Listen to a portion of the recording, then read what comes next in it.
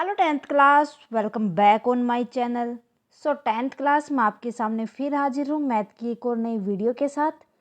Last class के अंदर हमने चैप्टर नंबर 3 को कंप्लीट कर लिया था। होप आपको चैप्टर नंबर 3 तक अच्छे से समझ आ गए होंगे। अगर आपने अभी तक चैप्टर नंबर 3 की वीडियो नहीं देखी है तो फटाफट से प्लेलिस्ट में जाएँ और देख लें।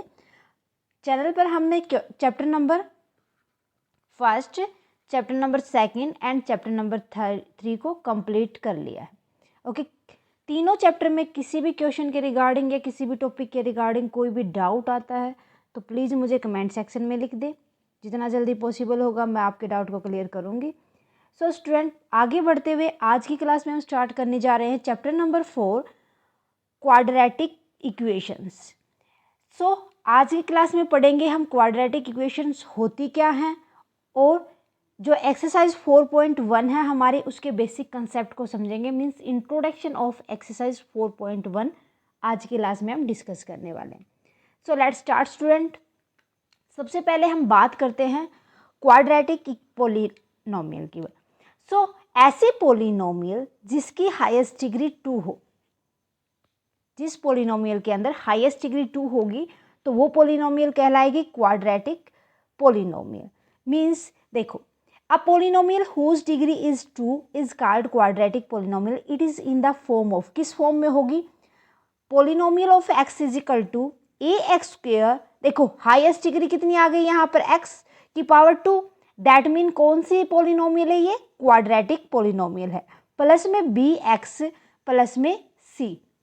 सो here is a, b and c are real numbers. तीनों क्या होंगे? रियल नंबर होंगे यहाँ पर। And a is not equal to 0। A यहाँ पर 0 के इक्वल नहीं होगा। हो सकता है बी हो, सी हो, बट ए कभी भी 0 के इक्वल नहीं होगा। So where a is not equal to 0। Then quadratic equations, when we equate the quadratic polynomial to 0 then it is called a quadratic equation. That is means जो हमारे पास पोलिनोमियल है, सो जब हम पोलिनोमियल को, क्वाड्रेटिक पोलिनोमियल को equal to 0 रखते हैं, that mean here is polynomial of x is equal to 0, then it is known as quadratic equation. तो इसको हम बोलेंगे क्वाड्रेटिक इक्वेशन। मीन्स इसकी वैल्यू, कोई भी x की वैल्यू ऐसी लेनी है कि हमारी पोलिनोमियल इक्वल टू 0 हो जाए। Is that clear? Standard form of quadratic equation, standard form होती है ax स्क्वेयर प्लस में bx प्लस में c इज इक्वल टू 0। क्योंकि हमें 0 इक्वल टू 0 तो इसीलिए रखते हैं ना, इक्वेशन हमारी बनेगी ही नहीं।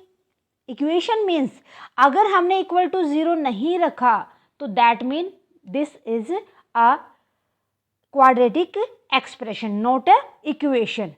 सो जब तक अगर हमारे पास इतना है ax स्क्वेयर प्लस में bx प्लस में c, so this is polynomial, means this is a expression, okay, not a equation. अगर हमने इसको इक्वल टू 0 रख दिया दैट मीन ये इक्वेशन हो जाएगी, क्योंकि यहाँ पर इक्वेट करेंगे ना विद 0। ओके, क्लियर है? Then next is type of quadratic equation. अब हम बात करेंगे कि जो क्वाड्रेटिक इक्वेशन होती है वो कितने टाइप की होती है। First one is complete quadratic equation, means ax square plus में bx प्लस में c।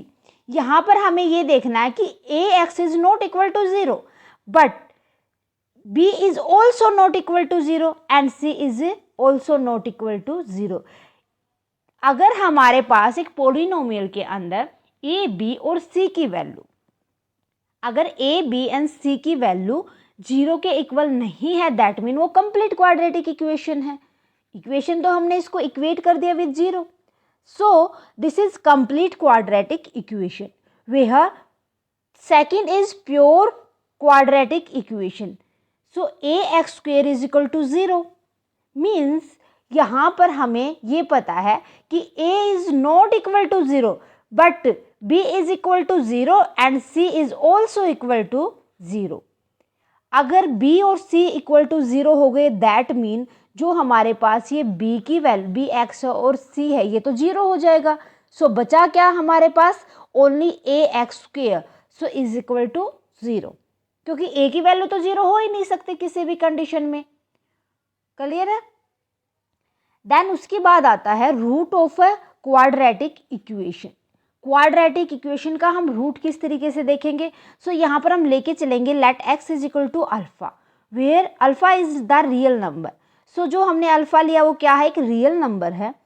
If a satisfies the quadratic equation A X square plus में बी एक्स प्लस में सी इज इक्वल टू 0। जो ये हमारे पास क्वाड्रेटिक इक्वेशन है ए X square plus में B X plus में सी इज इक्वल टू 0, अगर हमने एक्स को ले लिया कितना? Alpha, that mean A alpha square plus में बी अल्फा प्लस में C is equal to 0। Alpha is the root of the quadratic equation. जो हमने ये अल्फा लिया है ना, ये क्या है? रूट। किसका रूट है ये? क्वाड्रेटिक इक्वेशन का।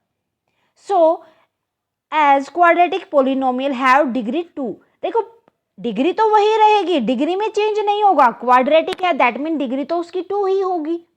Therefore quadratic equation can have 2 roots. So इसीलिए जो क्वाड्रेटिक इक्वेशन है हमारे पास उसका क्या आ जाएगा? 2 रूट।